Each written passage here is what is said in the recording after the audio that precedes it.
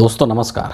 स्वतंत्र भारत के इतिहास में ऐसा कोई प्रधानमंत्री आज तक से नहीं हुआ होगा जो एकदम इस तरीके से सफ़ेद झूठ बोलता होगा जिस तरीके से वर्तमान भारत के प्रधानमंत्री, आज के प्रधानमंत्री नरेंद्र मोदी झूठ बोलते हैं। एकदम सफ़ेद झूठ, 16 आना झूठ। और वो भी उस वक्त में नरेंद्र मोदी इस तरीके के झूठ बोल रहे हैं जब इनके सभी काली करतूतों के बारे में पूरे देश को पता चल चुका है। इनके जो भ्रष्टाचार के कारनामे हैं, इनके जो भ्रष्टाचार के कहानियाँ हैं, वो खुली किताब की तरह पूरे देश और देशवासियों के सामने एकदम आकर के बैठ चुकी है। तब भी नरेंद्र मोदी झूठ बोलने से बाज नहीं आ रहे हैं। बहुत पुरानी एक कहावत है जो कि नरेंद्र मोदी हमेशा बोलते हैं। इनका एक जुमला है, कहिए कहावत नहीं, जुमला कहिए, है कि न खाऊंगा न खाने दूंगा। लेकिन वर्तमान में जो स्थिति है वो यही है कि मैं भी भरपेट खाऊंगा, तुम भी भरपेट खाओ, मिलजुल करके खाएंगे।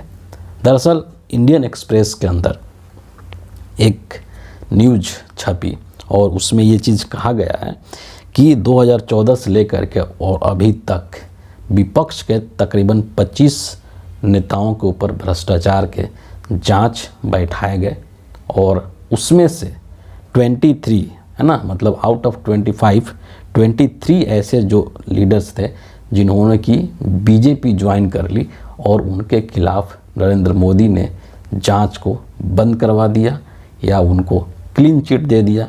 उनके जो मामले थे उसको ठंडे बस्ते में डाल दिया। ये इस तरह की एक रिपोर्ट जो है वो इंडियन एक्सप्रेस के अखबार के अंदर छपी है। और दूसरे तरफ एक हिंदी अखबार है जिसमें कि मैं इसकी कटिंग लगा दूंगा आपको, स्क्रीनशॉट इसका आप देख सकते हैं। हिंदी अखबार में जिसमें कि खबर निकलती है जिसमें मोदी जी ये क्या कहते हैं कि तीसरे कार्यकाल में भ्रष्टाचारियों पर प्रहार और तेज होगा, है ना। मतलब ऐसा लगता है कि नरेंद्र मोदी अब सीधे तौर पर एक कार्यक्रम चला रहे हैं कि देश के जितने भी भ्रष्टाचारी हैं उनको अपनी पार्टी में मिलाओ, बीजेपी उनको ज्वाइन कराओ, है ना। राष्ट्रीय भ्रष्टाचारी संरक्षण योजना, ऐसा लग रहा है कि मोदी जी कुछ इस तरीके की योजना चला रहे हैं कि सबको अपनी पार्टी में ज्वाइन कराओ, कोई भी भ्रष्टाचारी को मैं छोड़ूंगा नहीं, है ना। किसी भी और पार्टी में कोई भ्रष्टाचारी नहीं होना चाहिए, सारे के सारे भ्रष्टाचारी जो है वो हमारे भारतीय जनता पार्टी के अंदर होना चाहिए। ऐसा लगता है कि नरेंद्र मोदी इस तरह का संकल्प ले लिए हैं, इस तरह का प्रण ले लिए हैं। और ऐसे कई एग्जाम्पल्स हैं, ये 25 ही नहीं है, इससे भी ज़्यादा हो सकते हैं। और मैं कुछ नेताओं के बारे में आपको, मैं यहाँ पर कुछ लिस्ट है मेरे पास जिसको कि मैंने सोशल मीडिया से इकट्ठा किया है और उसमें बताया गया है कि किस किस तरह के उन पे आरोप थे या मामले थे और जो कि बीजेपी ज्वाइन कर लिए।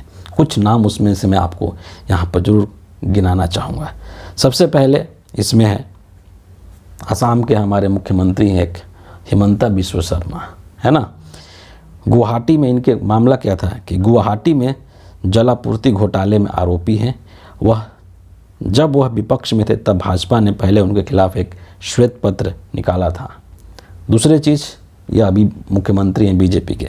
दूसरे हैं नारायण राणे, जमीन घोटाले से संबंधित इनके खिलाफ सीबीआई ईडी ने कई मामले दर्ज किए हैं। भाजपा नेता किरीट सोमैया ने उनके खिलाफ भ्रष्टाचार के आरोप लगाए थे। मतलब जिन नेताओं पर खुद मोदी जी और बीजेपी ने भ्रष्टाचार के आरोप लगाए थे कि ये भ्रष्टाचारी है, बाद में उसी को अपने पार्टी में ले लिया। और लिया ही नहीं बल्कि उसको टिकट भी दे दिया, किसी को राज्यसभा का सांसद बना दिया, किसी को लोकसभा का टिकट दे रहे हैं, किसी को कोई मंत्री बना दिया, किसी को कोई पद दे दिया। समझ रहे हैं। फिलहाल तीसरा नंबर है अजीत पवार, महाराष्ट्र के जो हैं। प्रधानमंत्री मोदी ने एनसीपी के खिलाफ 70,000 करोड़ के घोटाले का आरोप लगाया था। ईडी ने सतारा के जरांदेश्वर चीनी मिल की 2010 में धोखे से हुई बिक्री में चार्जशीट दाखिल की। अजीत पर जांच जारी थी, फिर वो भाजपा में चले गए और फिर क्या था, फिर सब पाक साफ। इसके बाद हसन मुशर्रफ हैं। ईडी हसन मुशर्रफ से जुड़े मनी लॉन्ड्रिंग मामले और कोल्हापुर स्थित चीनी मिल संताजी घोरपड़े शुगर फैक्ट्री में गड़बड़ियों की जांच कर रही है। फैक्ट्री मुंसरिफ का परिवार चलाता है, एनसीपी से अलग होने के बाद कोई कार्रवाई नहीं हुई। मतलब ये बीजेपी के करीबी चले गए, कार्रवाई बंद हो गई। छगन भुजबल 2016 में ईडी ने महाराष्ट्र सदन घोटाले से जुड़े मनी लॉन्ड्रिंग केस में छगन भुजबल को गिरफ्तार किया था।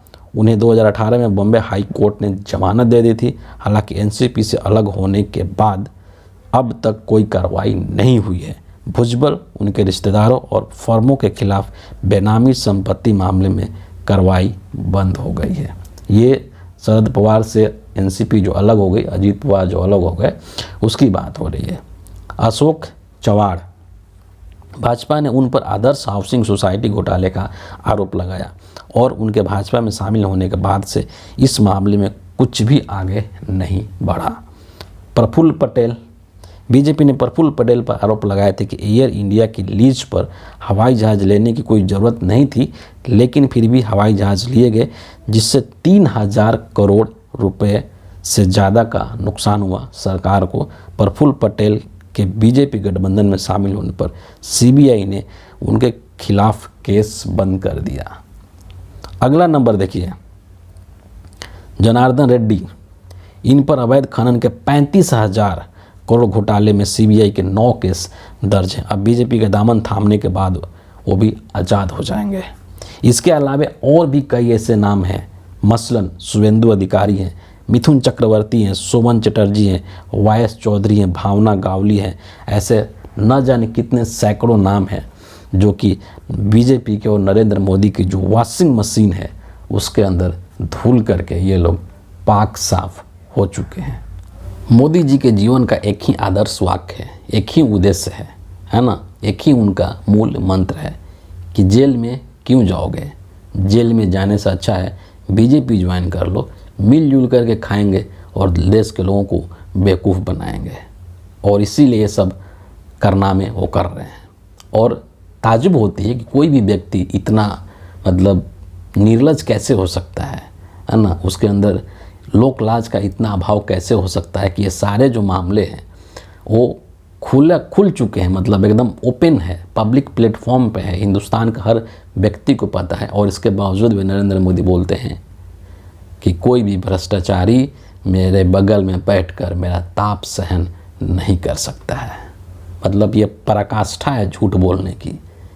सफ़ेद झूठ से भी ऊपर का कोई अगर लेवल होगा तो उस लेवल का ये झूठ है जो कि आज के हिंदुस्तान के प्रधानमंत्री नरेंद्र मोदी बोलते हैं। और इसीलिए आज के डेट में हिंदुस्तान की जो प्रीमियर जांच एजेंसियां हैं, ईडी, सीबीआई जैसी एजेंसियां, उनके साख पर बट्टा लग चुका है, क्योंकि उनकी जो काम करने का उनका जो तरीका है वो सीधे तौर पर सरकार द्वारा नियंत्रित किया जा रहा है। और लोग उन पर अब भरोसा नहीं कर रहे हैं। उनको एक राजनीतिक हथियार के रूप में उनको अब माना जाता है कि मोदी जी के राजनीतिक हथियार बन करके अब ये काम कर रही हैं जांच एजेंसियां। लेकिन कहते हैं ना कि हर चीज़ का समय आता है। मोदी जी का भी समय पूरा हो चुका है ना, और बहुत जल्द जो है इस देश की जनता इनकी विदाई करने वाली है, क्योंकि इनके सारे जो कारनामे हैं वो खुल चुके हैं। और इसीलिए तो आजकल बीजेपी का और नरेंद्र मोदी का वॉशिंग मशीन फेमस हो रहा है देश के अंदर कि कोई भी पाप करो, निकृष्ट से निकृष्ट कोई भी काम कर लो और नरेंद्र मोदी के साथ हाथ मिला लो, बीजेपी ज्वाइन कर लो। बीजेपी, नरेंद्र मोदी अपनी वॉशिंग मशीन में तुम्हारे सारे के सारे पाप धुल देगी। और जो लोग नरेंद्र मोदी की बात नहीं मानेंगे उनके लिए तो जेल है ही। अरविंद केजरीवाल जेल में हैं, हेमंत जो सोरेन है झारखंड के मुख्यमंत्री वो जेल में हैं।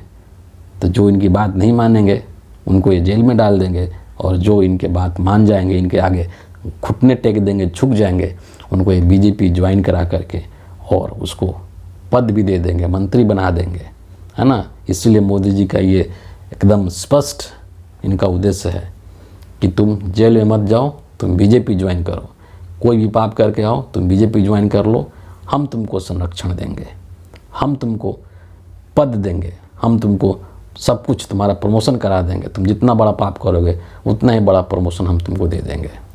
लेकिन ये सब चीज़ें बहुत ज़्यादा दिन तक नहीं चल सकती है हिंदुस्तान में। और देश में जो लोग हैं, हिंदुस्तान के जो नागरिक हैं, वो अब ये सब चीज़ें खुले तौर पर देख रहे हैं, है ना। जब तक चीज़ें पर्दे के अंदर होती है तो लोगों को समझ नहीं आता है, लेकिन जब एकदम वो ना कहते खुला खेल फर्रुखाबादी, है ना, जब उस तरीके से खेल होने लगे तो देश की हर एक जनता समझ जाती है, जान जाती है। और ताज्जुब इस बात से होता है कि इतना ओपन होने के बावजूद भी, सब कुछ इतना खुला हो चुका है आज के डेट में, इसके बावजूद भी नरेंद्र मोदी किस मुंह से ये बोलते हैं कि मैं भ्रष्टाचारियों पर कार्रवाई करूंगा, मैं तीसरे कार्यकाल में जब आऊँगा तो भ्रष्टाचारियों पर और तेज प्रहार होगा।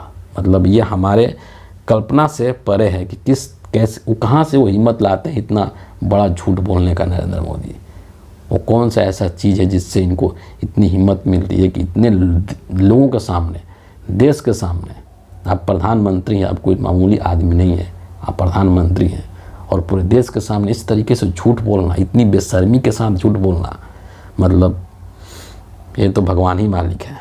फिलहाल इस वीडियो के लिए इतना ही है। आप सभी का बहुत बहुत धन्यवाद।